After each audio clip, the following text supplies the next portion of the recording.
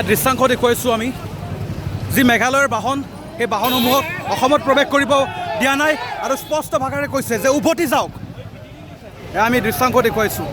এতিয়াও কিন্তু শান্ত হোৱা নাই পৰিস্থিতি আৰু বৰ্তমান সময়ত কিন্তু মেঘালয়ৰ কোনো বাহনে অসমত প্ৰৱেশ কৰিব দিয়া নাই।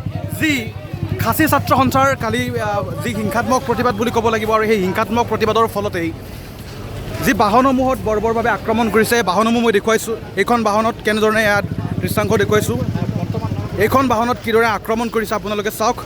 আৰু এই বাহনত আক্ৰমণ কৰাই নহয়, কিন্তু এইখন বাহনতে অকল আক্ৰমণ কৰাই নহয়, এনেধৰণে বহুকেইখন বাহনত আক্ৰমণ কৰিছে, হিংসাত্মক প্ৰতিবাদ কৰিছে। তাত কোনো বাধা নাই, কিন্তু প্ৰতিবাদৰ মাজতে কিয় অসমৰ বাহনক টাৰ্গেট কৰি লোৱা হ'ল এই সময়ত চালক সন্থা ইয়াৰ উপৰিও জাতীয় সংগঠনসমূহে এনেধৰণে যোৰাবাদত প্ৰতিবাদ সাব্যস্ত কৰি প্ৰশ্ন কৰিছে।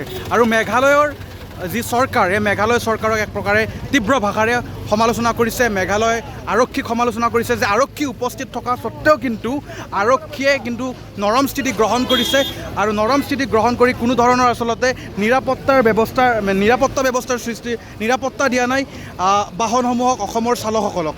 এই ক্ষেত্ৰত কিন্তু এক প্ৰকাৰে প্ৰতিবাদৰ জুই জ্বলি আছে। আৰু এয়া পোনপটীয়া দৃশ্যাংশ মই দেখুৱাইছোঁ যোৰাবাদৰ পৰা মেঘালয়ৰ বাহনসমূহ বৰ্তমান সময়ত চালক সন্থা অথবা জাতীয় সংগঠনে কিন্তু অসমত প্ৰৱেশ কৰাত বাধা প্ৰদান কৰিছে। আৰু ঠিক তেনেদৰে হেনো অসমৰ বাহনো হেনো মেঘালয়ত প্ৰৱেশ কৰাত বাধা প্ৰদান কৰিছে। যে চৰকাৰে যিধৰণে মেঘালয় চৰকাৰে উচিত ব্যৱস্থা কৰক আৰু মেঘালয় চৰকাৰে এক প্ৰকাৰে যিধৰণে মেঘালয়ৰ এখন বাহন দেখুৱাইছোঁ, মেঘালয় প্ৰশাসনৰ বাহন আৰু মেঘালয়ৰ প্ৰশাসনৰ বাহন প্ৰৱেশ কৰাত বাধা প্ৰদান কৰিছে। আৰু এক প্ৰকাৰে দৃশ্যাংশ দেখুৱাইছোঁ, এয়া মেঘালয়ৰ বাহন, মেঘালয় আৰক্ষীৰ বাহন, মেঘালয় প্ৰশাসনৰ বাহন আৰু বাধা প্ৰদান কৰিছে।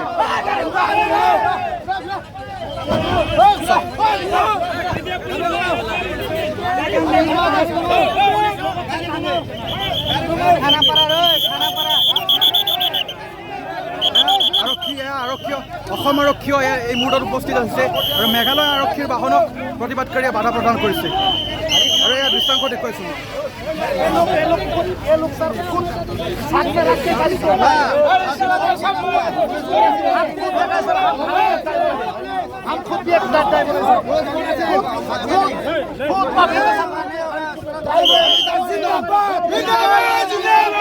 পৰিস্থিতি বৰ্তমান সিহঁতৰ পৰিস্থিতি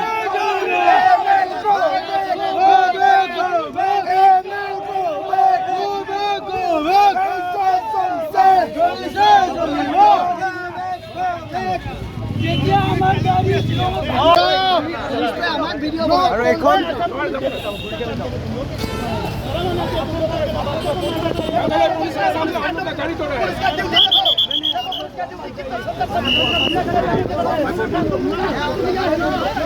আৰু এয়া দেখিছে আপোনালোকে সকলোৱে, এয়া মেঘালয়ৰ বাহন, মেঘালয় আৰক্ষীৰ বাহন আৰু মেঘালয় প্ৰশাসনৰ বাহন এনেধৰণে উভতাই পঠাইছে প্ৰতিবাদকাৰীয়ে।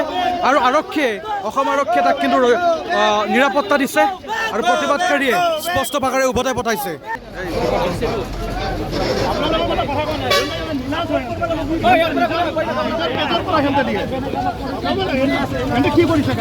কি কৰি আছিল আজি যে গুৱাহাটীত